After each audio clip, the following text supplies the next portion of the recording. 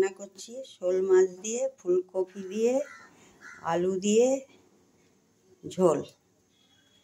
প্রথমে শোল মাছগুলো ধুয়ে এরকম করে কেটে নিয়েছি, তারপরে আলুটাকে ভেজে রেখেছি, ফুলকপিটাকেও ভেজে তুলে রেখেছি। এখানে একটা টমেটো কুচানো আছে, একটু হলুদ গুঁড়ো, অল্প লঙ্কার গুঁড়ো, ফোড়নের জন্য একটু জিরে আর তেজপাতা, আর এইখানে একটু তেজপাতা, জিরে আর একটু গরম মশলা আছে, 4টে লবঙ্গ আছে, 2টো এলাচ আছে আর একটু দারচিনি আছে, দিয়ে ভেজে নিয়েছি। আগে তেজপাতাগুলো, গরম মশলাটা একটু হালকা ভেজে তারপরে জিরেটা দিয়ে হালকা ভেজে নিয়েছি। এটা পরে আমি দেব। প্রথমে তেলের মধ্যে জিরে আর তেজপাতা আর জিরে ফোড়ন দিয়ে দিলাম, দিয়ে এর মধ্যে টমেটো কুচিটা দিয়ে দিলাম। টমেটো কুচিটা নেড়ে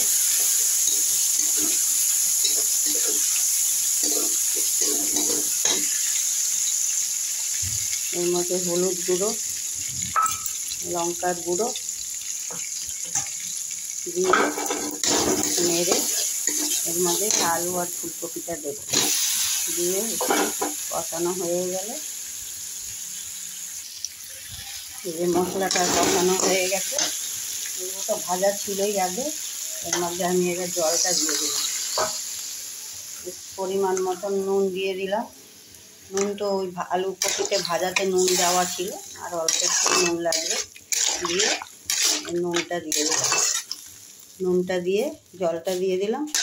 জলটা দিয়ে পরে জলটা হয়ে গেলে জলটা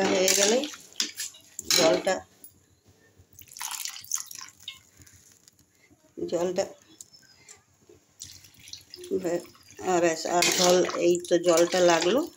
এই জলটা দিয়ে জলটা ফুটে উঠলেই এবার মাছগুলো দিয়ে দেব। দেখুন ফুটে উঠেছে ঝোলটা, এবার মাছগুলো সব দিয়ে দিলাম এর মধ্যে। মাছগুলো দিয়ে এবার যে ভাজা মশলাটা করে রেখেছিলাম সেইটাকেও গুঁড়ো করে এই ঝোলের মধ্যে দিয়ে দিলাম। দিয়ে এবার এটা ফুটে উঠলেই নামিয়ে দেব। দেখুন আমার ঝোলটা কমপ্লিট হয়ে গেছে, এরকম হবে লুকটা। খেয়ে দেখবেন এমনি করে, খুব ভালো লাগবে।